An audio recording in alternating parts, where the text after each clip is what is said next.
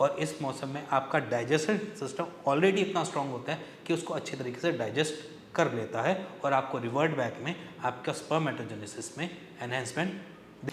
और आज भी इस वीडियो में बेसिकली आपको सर्दियों में क्या ऐसा करें जिससे आपके स्पर्म काउंट खुद ऑटोमेटिकली बढ़े, उसके लिए आपको कोई मेडिसिन या कोई भी ऐसी चीज़ ना लेना पड़े।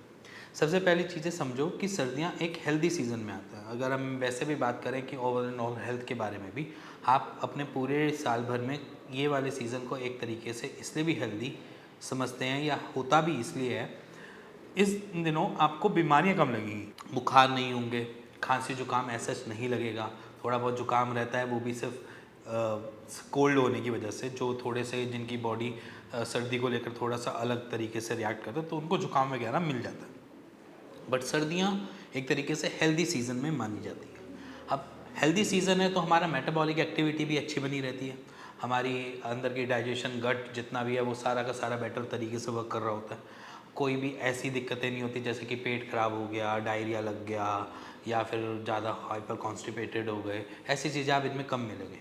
और इवन जो इन सारी सर्दियों में जो हमको खाने को भी मिलती हैं चीज़ें, वो भी एक तरीके से ज़्यादातर ग्रीन की तरफ चली जाती हैं।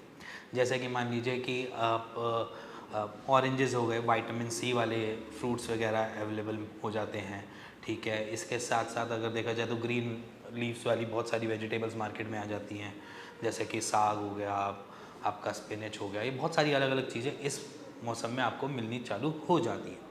तो उसमें न्यूट्रिशन ज़्यादा होने की वजह से, अगर मैं सब्जियों की बात करूं या फिर मैं फ्रूट्स की बात करूं, उनकी न्यूट्रिशन क्वालिटी भी बढ़ जाती है और हमारी बॉडी न्यूट्रिशन वहाँ से अच्छा गैदर कर सकती है।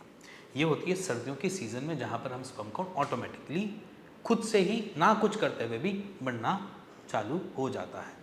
एक हेल्दी सीज़न होने की वजह से एक हमारे टेस्टिकल्स का टेम्परेचर भी मेंटेन रहता है। जैसे कि मान लीजिए कि अगर आप गर्मियों में देखा जाए तो अपने टेस्टिकल्स या स्क्रॉटम हमेशा हैंगिंग मोड पे देखोगे कि ज़्यादातर लटके हुए मिलेंगे। जैसे ही सर्दियाँ आएंगी तो वो हमेशा चिपके हुए मिलेंगे, टाइट रहेंगे। उसके पीछे रीज़न ये है कि वो अपना टेम्परेचर मेंटेन प्रॉपर तरीके से कर पा रहे हैं। बाहर का टेम्परेचर ठंडा होने की वजह से वो बॉडी से टेम्परेचर गैदर कर पाते हैं और अपने को थोड़ा सा हमारी शरीर से 2 डिग्री 2.5 डिग्री का टेम्परेचर मेंटेन ज़्यादा अच्छी तरीके से रख पाते हैं। तो वो हमारे लिए एक फ्रूटफुल हो जाता है, जो हम सीज़न में कहते हैं कि सीजनल अगर चेंजेस देखें तो स्पर्म काउंट बढ़ने के चांसेस है। और इवन अपनी रिपोर्ट्स में जो ओलिगोस्पर्मिया के पेशेंट हैं वो भी ये चीज़ नोटिस कर सकते हैं कि जब भी उन्होंने सर्दियों के टाइम पे अपनी रिपोर्ट्स करवाई हैं तो उनकी रिपोर्ट थोड़ी सी बढ़कर ही मिली है, कम नहीं हुई है। उसके पीछे भी रीज़न यही होता है कि वो हेल्दी सीज़न में एंटर हो जाता है। अब बात करते हैं कि इसमें आपको क्या चीज़ें लेना चाहिए कि जिससे आप अपनी फर्टिलिटी को बढ़ा सकें, अपने स्पर्म काउंट को बढ़ा सकें। तो सिंपल सी बात समझो कि सर्दियों में जो भी चीज़ आपको मिल रही है उसको आराम से खाओ, ठीक है। अच्छे से खाओ, कोई दिक्कत नहीं है। ज़्यादा च्यू करके खाओ, कोई दिक्कत नहीं है। बट यहाँ पर कोई भी गलत चीज़ों में ना पड़ो, जैसे कि स्मोकिंग अगर करते भी हो तो उसको बहुत कम करने की कोशिश करो। ड्रिंक अगर करते हो तो ड्रिंक कम करने की कोशिश करो, क्योंकि यहाँ पर वही पेशेंट थोड़े से गड़बड़ा जाते हैं जिनकी ड्रिंकिंग की हैबिट्स होती है। क्योंकि जैसी सर्दियाँ लगती हैं उन अपनी ड्रिंकिंग की हैबिट्स को थोड़ा बढ़ा लेते हैं, जो उनको एक तरीके से दिक्कत देती है एज ए फर्टिलिटी में। और लीवर तो चलो एक कहने वाली बात है कि लीवर तो जा ही रहा है आपके उससे, उसके साथ साथ साइड इफ़ेक्ट्स भी बढ़ने चालू हो जाते हैं। आपका गट थोड़ा वीक पड़ने चालू हो जाता है अल्कोहल की वजह से।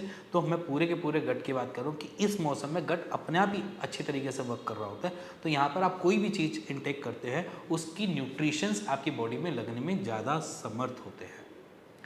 अगर हम वैसे गर्मियों की बात करें तो गर्मियों में आपको कौन कौन सी कॉम्प्लिकेशन आ सकती हैं, जैसे डायरिया जल्दी जल्दी आ सकता है, ठीक है, फीवर आ सकता है, क्योंकि गर्मियों का थोड़ा सा वनरेबल होती हैं चीज़ें बैक्टीरिया इन्फेक्शंस वगैरह को।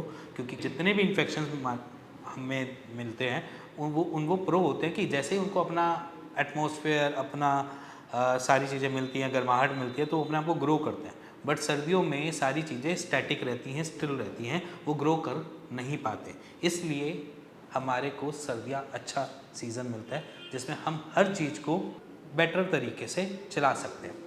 जैसे कि एक सिंपल सी बात है, अगर मैं यहाँ पर बोलता हूँ कि आपको विटामिन सी की रिक्वायरमेंट है तो आपको फ्रूट्स दे देते हैं, क्योंकि ऑरेंजेस अवेलेबल आ जाते हैं। जैसे कि स्पिनच हो गया, आपको विटामिन ए बी दोनों ही मिल जाते हैं वहाँ से। स्पिनच भी मार्केट में बहुत अच्छा अवेलेबल हो जाता है। कैल्शियम के लिए आपको मूली मिल जाती है, एक तरीके से देखा जाए तो आप रेडिश आराम से मार्केट में अवेलेबिलिटी आ जाती है सर्दियों में, तो आपको कैल्शियम को पूरा कर देती है। और इस मौसम में आपका डाइजेस्टिव सिस्टम ऑलरेडी इतना स्ट्रांग होता है कि उसको अच्छे तरीके से डाइजेस्ट कर लेता है और आपको रिवर्ट बैक में आपका स्पर्मेटोजेनेसिस में एनहेंसमेंट दे देता है। इन दिनों में प्रोटीन को जितना आप अपनी बॉडी में इन्वॉल्व करना चाहो उतना कर सकते हो, क्योंकि प्रोटीन भी ईजिली डाइजेस्टेबल होता है। गर्मियों में अगर आप अंडे खाते हो तो पेट खराब होने के चांसेस होते हैं, बट सर्दियों में अगर आप अंडे खाते हो तो वहाँ पर पेट खराब होने के चांसेस बहुत कम होते हैं, क्योंकि ऑलरेडी एक तरीके से गट अच्छे तरीके से काम कर रहा है, जिससे आपका प्रोटीन के जो एसिमिलेशन है वो थोड़ी फास्ट हो जाती है, जिस वजह से हम कह देते हैं कि जो आप एज ए प्रोटीन के अपने स्पर्म काउंट बना रहे हैं या बढ़ा रहे हैं वो चीज़ उनको अचीव हो जाती है और उससे स्पर्म काउंट बढ़ने लगते हैं। ये तो हो गई एक सीज़न की बात, जहाँ पर हम ये कहते हैं कि सीज़न ये हेल्दी आ रहा है, आप अपने अंदर खुद ही चेंजेस देख सकते हैं अपने स्पर्म काउंट में बढ़ते हुए। बट इसके साथ कुछ चीज़ें ऐसी होती हैं जिस पे हम हमेशा फोकस करते हैं कि अगर आप इन मोमेंट पे भी स्ट्रेस में हैं तो आपका गट बिगड़ सकता है, आपकी स्पर्मेटोजेनेसिस बिगड़ सकती है। तो अगर आप अपने स्ट्रेस को कम कर सकते हैं तो सर्दियों में आपके ऑटोमेटिकली स्पर्म काउंट बढ़ने के चांसेस बढ़ जाते हैं। इसके लिए कोई ऐसा नहीं है कि आपको अभी मेडिसिन की रिक्वायरमेंट है या कुछ है, आप सिंपली अपनी डाइट पे फोकस कर लो। मैंने एक पूरी डाइट की वीडियो बना रखी है, आप उसको स्क्रॉल डाउन कर लेना, वो वाली डाइट पर्टिकुलरली अपनी लाइफस्टाइल में डाल देना, उसी से ही आपको क्लियर पता चल जाएगा। और इसी के साथ अगर आप कुछ जानना चाहते हैं, समझना भी चाहते हैं, तो बेफिक्र होके नीचे दिए हुए नंबर पे मेरी टीम से बात कर सकते हैं, उसका एक राइट सॉल्यूशन ले सकते हैं। इसी के साथ अगर आपको कुछ जानना भी है और आप समझ रहे हैं कि किसी चीज़ पे पूछ लूँ मैं सीधा वीडियो पे ही, तो आप वो भी कर सकते हैं। नीचे कमेंट बॉक्स में कमेंट आप डाल सकते हैं, और अगर वो वैलिड होता है तो मैं उसके ऊपर वीडियो आपके लिए ज़रूर बनाऊँगा, और उससे आपको कितनी हेल्प मिलती है वो भी एक अलग तरीका है जानने का कि हम उससे कितना गेन कर पाते हैं और कितना हम उससे यूटिलाइज़ कर पाते हैं अपनी लाइफ में। इसी के साथ मिलेंगे नेक्स्ट वीडियो के लिए, तब तक के लिए नमस्कार।